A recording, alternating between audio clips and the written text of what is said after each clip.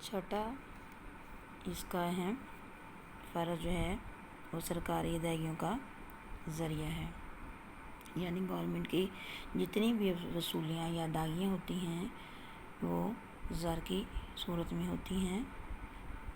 جیسے کہ ہم جو ادائیگیاں کرتے ہیں یا گورنمنٹ جو ہم سے وصول کرتی ہے وہ ہم زر کی شکل میں کرتے ہیں، مثلاً income tax, property tax, excise duty وغیرہ، یہ تمام زر کی شکل میں ادا کرتے ہیں۔ اور حکومت جو ہمیں ادا کرتی ہے یا جو ہماری وصولیاں ہوتی ہیں اور گورنمنٹ کی ادائیگیاں ہوتی ہیں، مثلاً پینشن، تنخواہیں، وظائف وغیرہ، وہ زر کی شکل میں ہمیں دیتی ہے۔ ساتھ اس کا اہم فرض حساب کی اکائی ہے، یعنی روزمرہ کے حساب کے لیے بھی زر استعمال ہوتا ہے۔ زر کی مدد سے اشیاء کی قیمتوں کا ہم تعین کرتے ہیں، کسی بھی شخص کی آمدنی کا تعین بھی ہم زر کی مدد سے کرتے ہیں۔ مثلاً ہم کہتے ہیں کسی شخص کی تنخواہ جو ہے وہ 20,000 روپے ماہوار ہے، یا مزدور کی یومیہ اجرت ہم کہتے ہیں 500 یا 500 روپے ہے، یا ہم کہتے ہیں کہ سیب جو ہیں وہ 50 روپے کلو گرام ہے، یا دودھ کی قیمت 90 یا 90 روپے لیٹر ہے۔ تو یہ کیا ہے کہ ہم زر کو ایک حساب کی اکائی کے طور پر بھی استعمال کر رہے ہیں۔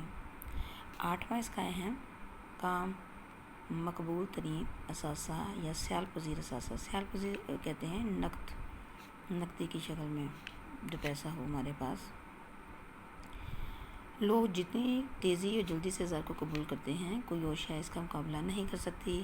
مثلاً اگر ہمارے پاس زر نقد ہو تو ہم اس کی مدد سے ہر چیز خرید سکتے ہیں۔ اس کے برعکس اگر ہمارے پاس کوئی بانڈ پڑا ہے یا سونا چاندی ہم نے رکھا ہوا ہے یا کوئی دھات ہے ہمارے پاس، تو اس کی مدد سے اتنی جلدی ہم خرید و فروخت نہیں کرتے، تو لوگ اس کے لین دین میں جو ہے وہ جھجک محسوس کرتے ہیں۔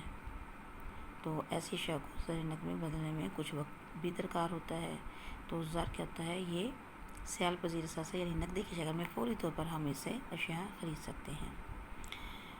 پھر کیا ہے یہ ساکھ کا ضامن بھی ہے۔ ساکھ کا ضامن کیسے کہ نقد زر کی جس کے پاس بھی نقد زر ہوتا ہے تو یا دولت جس کے پاس زیادہ ہوتی ہے تو اس کی قدر، اس کی عزت زیادہ ہوتی ہے، اس کی ساکھ اچھی ہوتی ہے۔ اس کے برعکس اگر کسی کے پاس دولت نہیں ہے تو وہ شخص معاشرے میں وہ مقام حاصل نہیں کر سکتا جو ایک امیر آدمی کو ہوتا ہے۔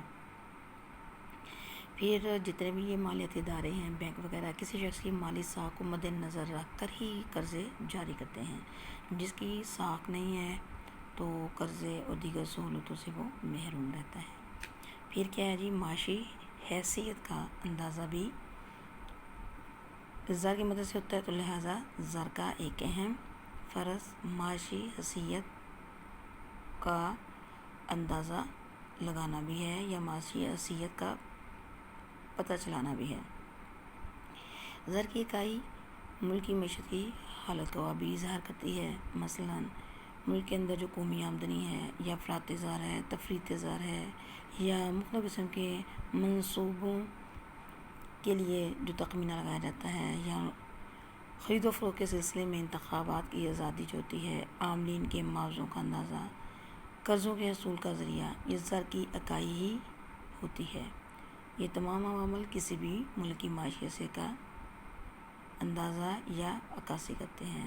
تو وہ ہم کہہ سکتے ہیں اس کا ایک اہم فرض معاشی حیثیت کا عکاس کرنا ہے یا اس کا عکس دکھانا ہے۔